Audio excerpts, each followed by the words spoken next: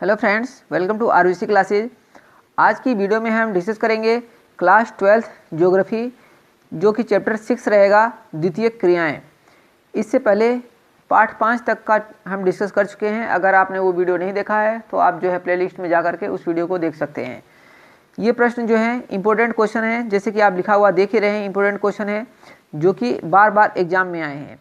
इस वीडियो में हम कुछ अति लघु उत्तरीय प्रश्न, लघु उत्तरीय प्रश्न और दीर्घ उत्तरीय प्रश्नों को हम डिस्कस करेंगे। तो आपसे कहना चाहूँगा कि आप जो है वीडियो के अंत तक बने रहें और वीडियो का लाभ उठाएं।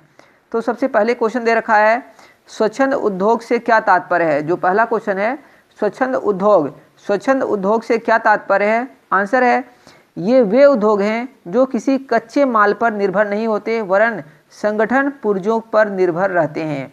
तो स्वच्छंद उद्योग क्या होते हैं? जो किसी कच्चे माल पर निर्भर नहीं रहते हैं, उनको हम बोलते हैं स्वच्छंद उद्योग। नेक्स्ट क्वेश्चन की तरफ चलेंगे। कुटीर उद्योग के अंतर्गत किन्हीं दो कार्यों के नाम लिखो। मतलब क्या है कहने का कि आपको जो है कुटीर उद्योग कौन से होते हैं, ये भी है इसके आंसर। तो दैनिक जीवन में आने वाले पदार्थ जैसे अचार, बीड़ियाँ, पापड़, ये सब किस उद्योग में आते हैं? कुटीर उद्योग में। स्थानीय रूप से प्राप्त संसाधनों से बनने वाली चटाइयाँ, टोकरी आदि, मतलब जो स्थानीय रूप से प्राप्त जो संसाधन हैं उनसे, जैसे चटाइयाँ हो गई, टोकरी हो गई, ये सब क्या हैं? कुटीर उद्योग के अंतर्गत आते हैं। नेक्स्ट क्वेश्चन रहेगा तीसरा, निम्नलिखित उद्योगों एवं उनके वर्गीकरण का मिलान कीजिए। उद्योग और उनके वर्गीकरण। सबसे पहले है जैसे माचिस है। माचिस किस प्रकार का उद्योग है? माचिस जो है कृषि आधारित उद्योग रहेगा। शक्कर किस आधारित है? वन उद्योग रहेगा। ठीक। ऊनी वस्त्र उद्योग, थर्ड का बी रहेगा, पशु आधारित। सीमेंट फोर्थ रहेगा, स खनिज आधारित। प्लास्टिक क्या रहेगा? रसायन आधारित। तो इस प्रकार से इसको हम मिला देंगे। इसका आंसर यहाँ लिखा भी हुआ है, आप पढ़ सकते हैं। नेक्स्ट क्वेश्चन की बात करते हैं। जर्मनी का रूहर कोयला क्षेत्र किस प्रकार के औद्योगिक प्रदेश के अंतर्गत रखा जा सकता है? जो जर्मनी का रूहर कोयला क्षेत्र है उसे किस प्रकार के औद्योगिक प्रदेश के अंतर्गत रखा जा सकता है? तो परंपरागत बड़े पैमाने वाले औद्योगिक प्रदेश के रूप में इसे रखा जा सकता है। नेक्स्ट क्वेश्चन रहेगा पांचवा, उच्च प्रौद्योगिक उद्योग में लगे कर्मियों का अधिकतर भाग किस श्रेणी में आता है? तो अधिकतर भाग व्यावसायिक श्रमिकों अर्थात सफेद कॉलर युक्त का होना है। छठा क्वेश्चन रहेगा, किस उद्योग को आधारभूत उद्योग की संज्ञा दी जाती है और क्यों?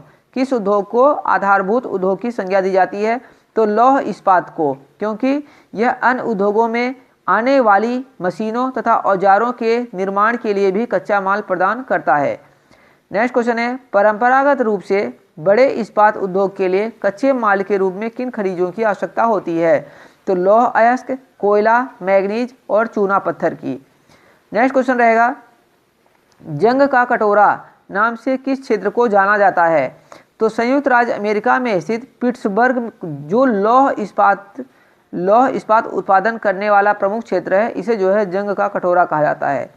फिर विस्तार से जाने हैं नंबर 9 प्रश्न, छोटे पैमानों के उद्योगों की 3 विशेषता बताइए। जो छोटे पैमाने के उद्योग होते हैं उनकी क्या विशेषता होती है? इसमें कुटीर उद्योगों से भिन्न निर्माण स्थल घर से बाहर होता है। इसमें स्थानीय कच्चे माल का उपयोग होता है एवं अर्धकुशल श्रमिक व शक्ति के साधनों से चलने वाले यंत्रों का प्रयोग किया जाता है। तीसरा क्वेश्चन पॉइंट रहेगा इसमें, रोजगार के अवसर अधिक प्राप्त होते हैं। 10वां क्वेश्चन है, उत्पाद आधारित उद्योग किसे कहते हैं? उदाहरण सहित स्पष्ट करें। उत्पाद आधारित उद्योग जो होते हैं उनको उदाहरण सहित स्पष्ट करना है आपको। तो कुछ उद्योगों के उत्पाद अन्य उद्योगों के लिए कच्चे माल के रूप में प्रयुक्त होते हैं। जैसे लकड़ी की लुगदी बनाने का उद्योग कागज उद्योग के लिए कच्चा माल प्रदान करेगा, अतः कागज उद्योग उत्पाद आधारित होगा। नेक्स्ट क्वेश्चन रहेगा 11वां, स्वामित्व के आधार पर उद्योगों का वर्गीकरण करें। मोस्ट इंपोर्टेंट क्वेश्चन रहेगा इस चैप्टर का। स्वामित्व के आधार पर उद्योगों को 3 प्रकारों में बांटा जा सकता है। सार्वजनिक क्षेत्र, इसके अंतर्गत वे उद्योग आते हैं जिन्हें सरकार संचालित करती है। जिन्हें सरकार संचालित करती है जिन उद्योगों को, उनको हम कहते हैं सार्वजनिक क्षेत्र के उद्योग। जैसे भारत में आयुध कारखाना। निजी क्षेत्र के कौन से होते हैं?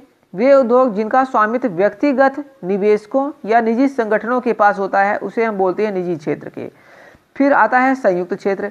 वे उद्योग जिनकी जिनको निजी एवं सरकारी क्षेत्र मिलकर चलाते हैं उनको बोलते हैं संयुक्त क्षेत्र।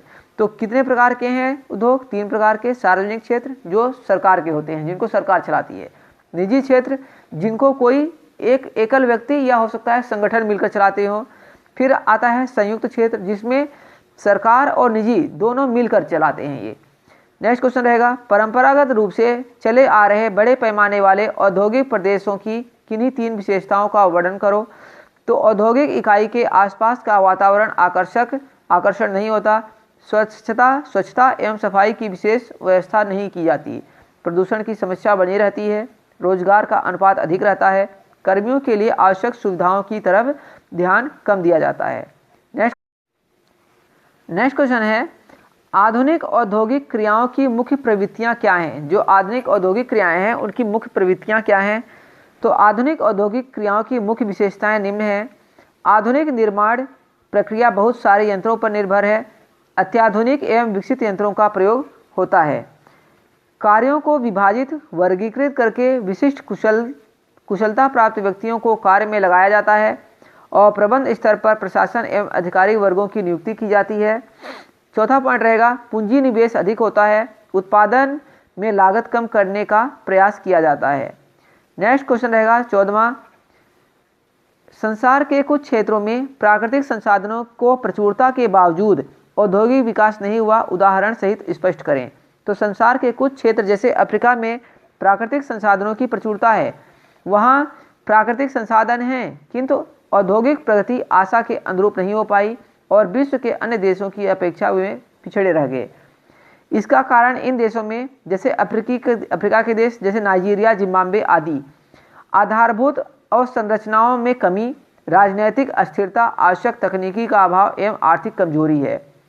नेक्स्ट जो क्वेश्चन है विस्तृत उत्तरी प्रश्न रहेंगे, उद्योगों की स्थिति को प्रभावित करने वाले वे कौन से कारक हैं जिनके कारण उद्योग अपनी लागत घटाकर लाभ बढ़ाते हैं?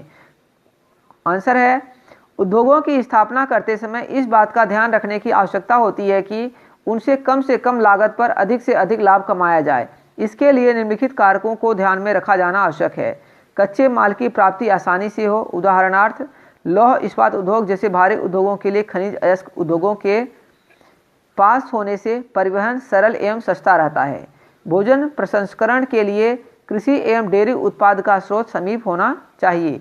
बाजार तक पहुंच आसान हो, श्रम आपूर्ति, शक्ति के साधन की आबाद आपूर्ति, परिवहन एवं संचार की सुविधा होना, इसके विषय में जो डिटेल से लिखा हुआ है आप पढ़ सकते हैं।